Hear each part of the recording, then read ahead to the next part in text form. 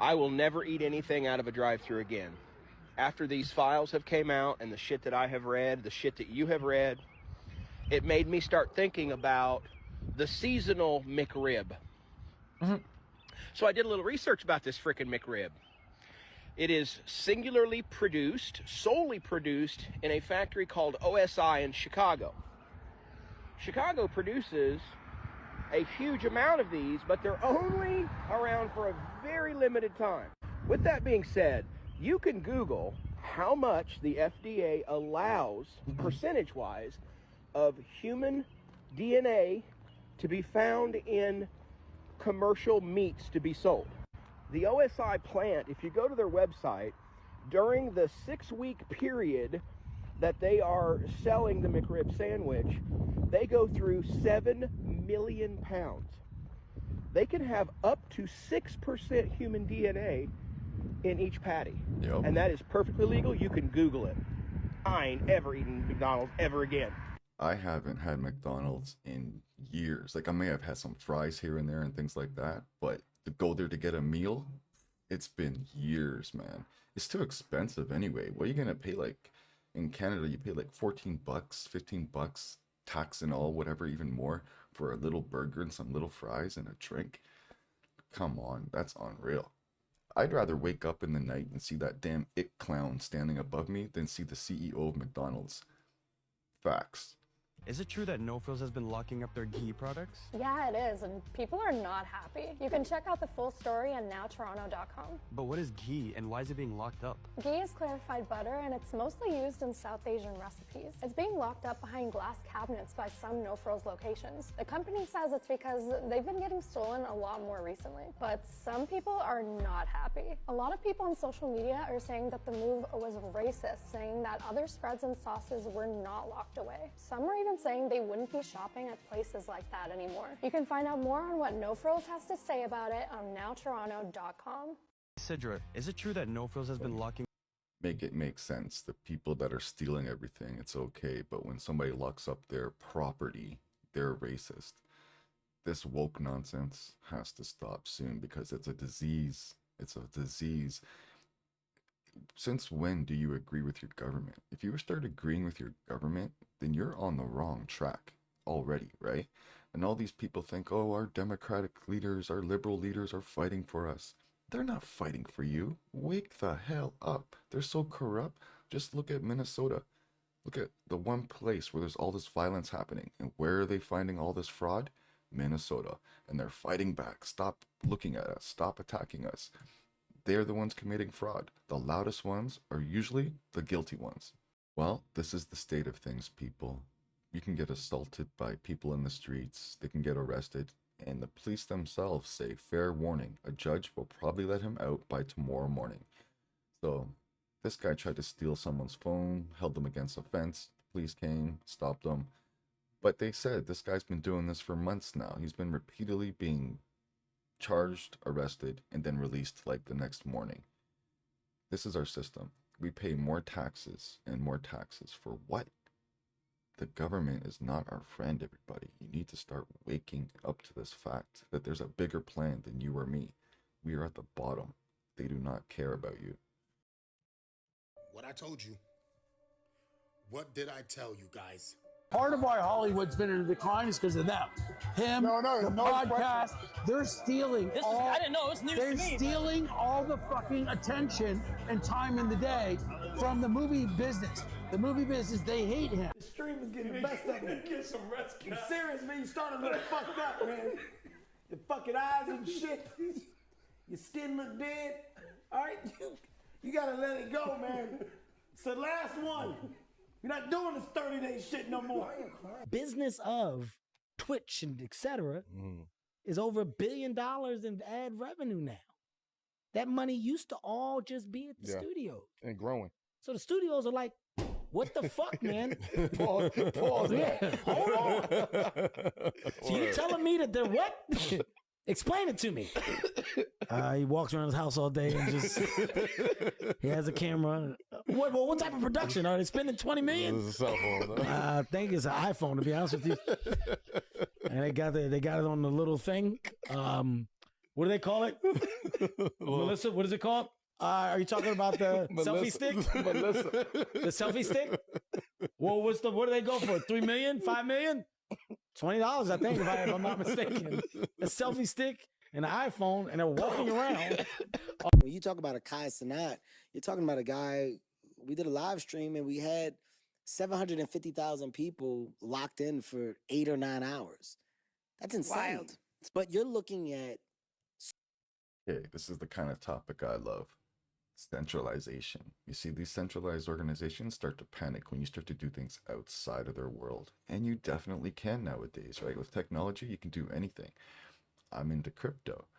Keep your money out of their system, right? If you don't like how the world runs, take it out of their system. Just do it. What are you waiting for? Stable coins, they're dollars on the blockchain. You know what? Crypto is safer than the freaking dollar in the bank. You know why? Because dollars on the blockchain at crypto exchanges are 100% backed. Every single dollar on pretty much all exchanges are 100% backed. There's no risk. You know what I mean? Get your money, put it into crypto, put it in your own crypto wallet, very own crypto wallet, decentralized, get out of the centralized system, right? Let's screw them over.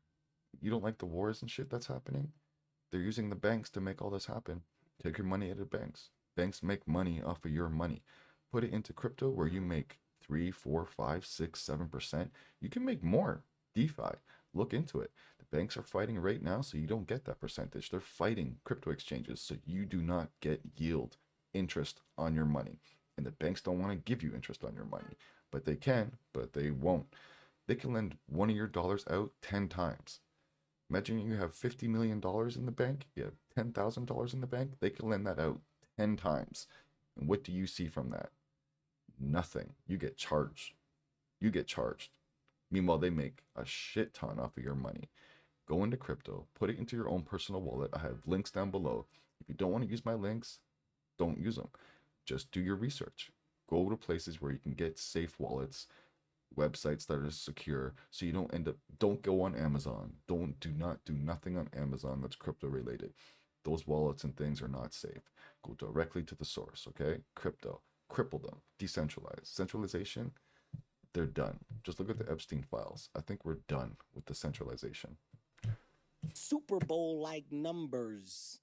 You're looking at analytics and data that transfer and equate to what you deem to be the biggest versions of success. They got him. Could this be the reason why Marlon Wayans was invited to his stream, bro? And now he's in the Scream movie? Shh, shut up! And you wouldn't believe what Marlon Wayans said in this video. Listen to this.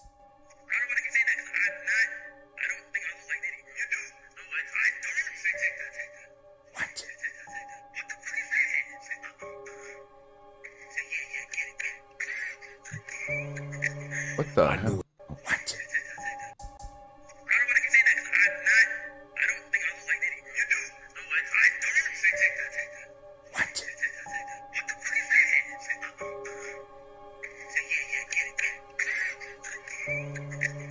I knew it.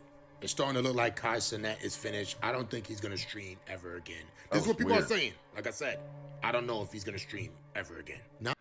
I remember, like, not too long ago, he lost his mind.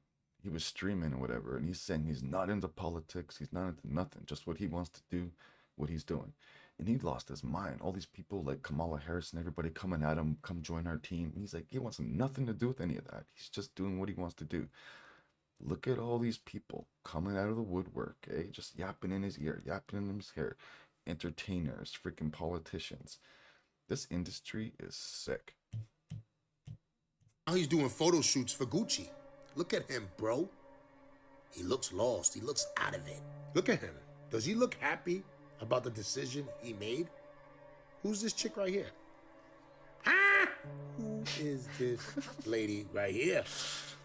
Because people are saying she might be one of his handlers. I don't know why they would say that. People are also saying that Marlon Wayans had a plan, that they sent Marlon Wayans there. Mission completed. Now Kai Cenat is going to be in a new Scream movie, guys. This is what people are saying. Thanks to Marlon Wayans. Marlon Wayans might have something to do with this, just like Kevin Hart does. I was just playing around, guys. Entertainment purposes only. We should be happy for him. He went from a streamer to a fashion designer to an actor. But then again, I don't know nothing. Maybe you could let me know something. I'm out. Yep. Holly weird, that's for sure, right? You gotta watch your back in that kind of environment. Those people are like low IQ and very gullible. They'll do anything to get ahead.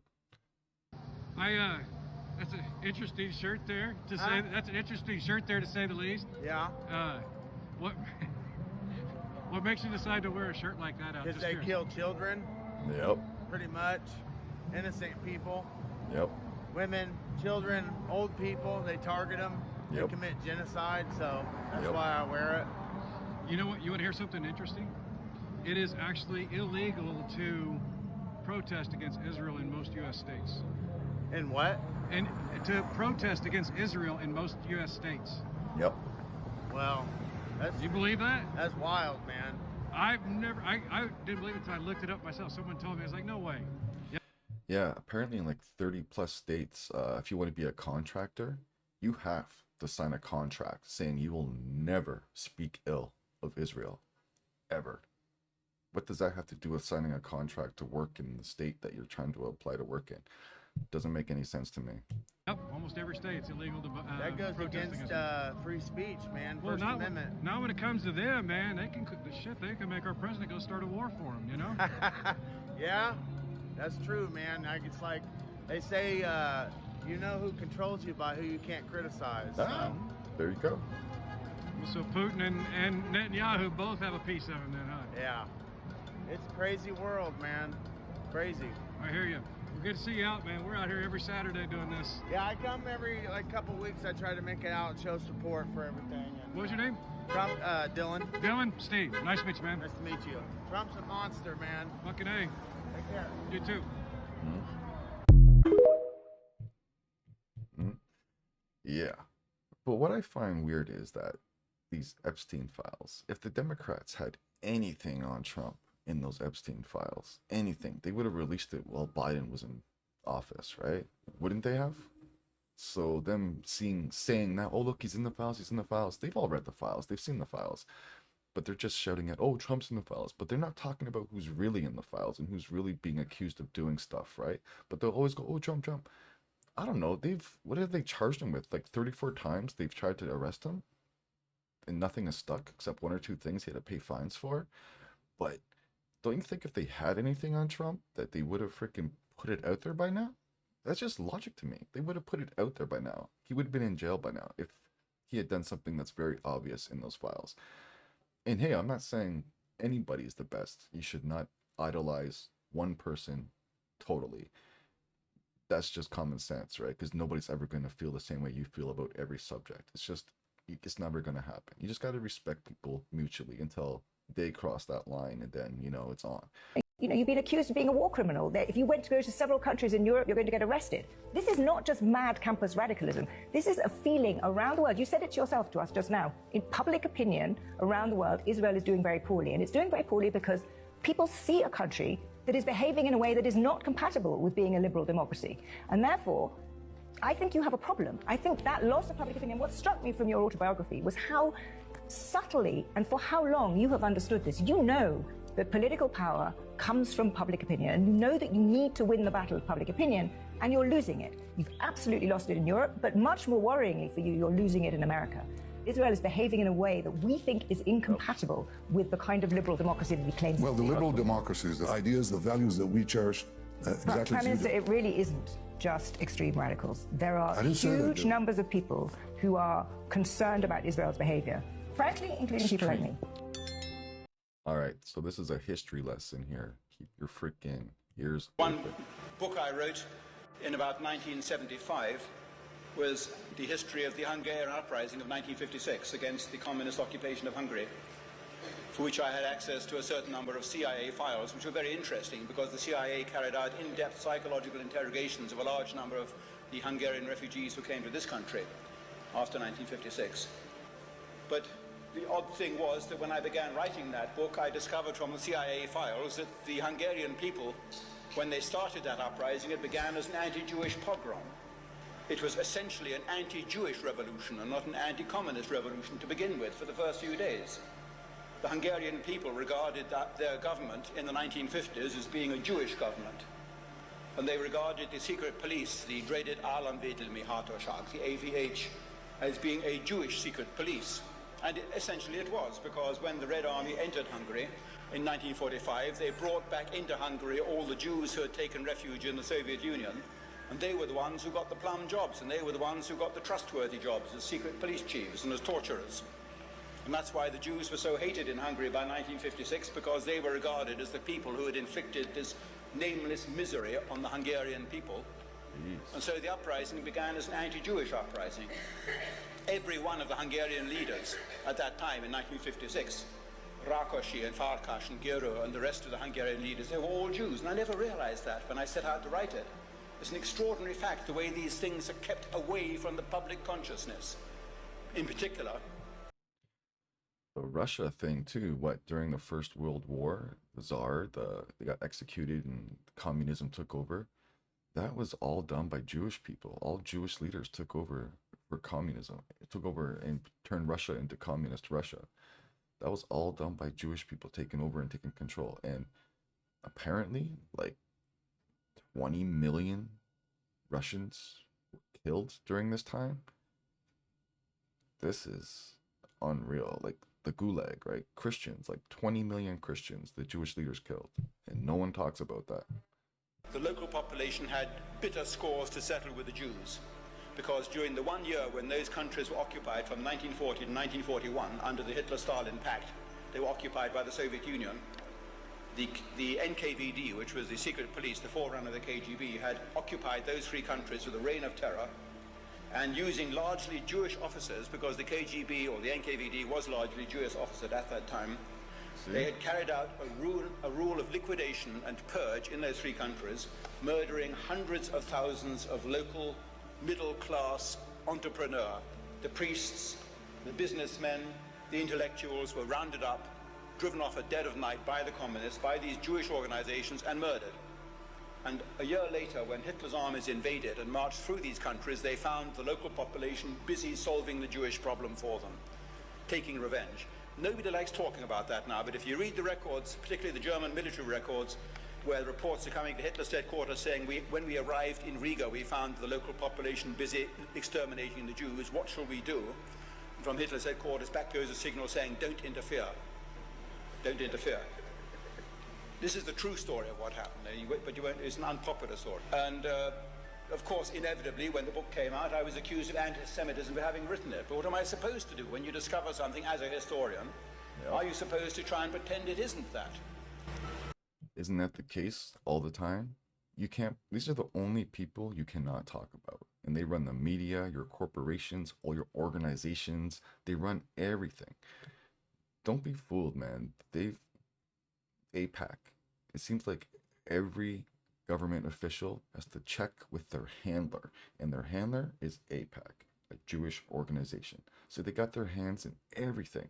For such a small minority of people, how come they control so much? Banks, corporations, handlers for politicians, organizations, movements. They control everything. How come they have their hands so deep in everything? I don't know. I look at everything getting worse and worse and worse and worse, but I see them building themselves up so high. One YouTuber has like, I could be wrong, he had like 9 million subscribers.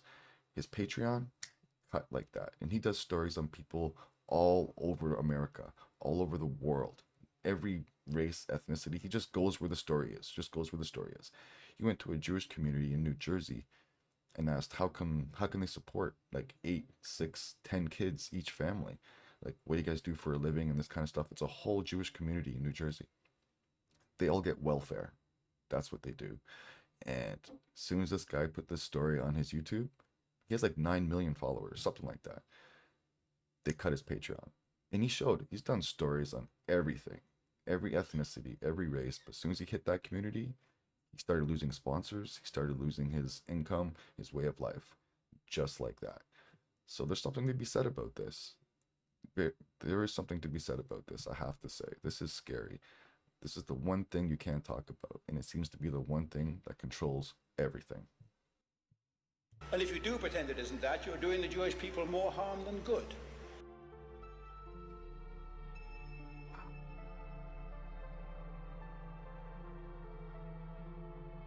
No, take a look at those books, see what you got to do. David Irving.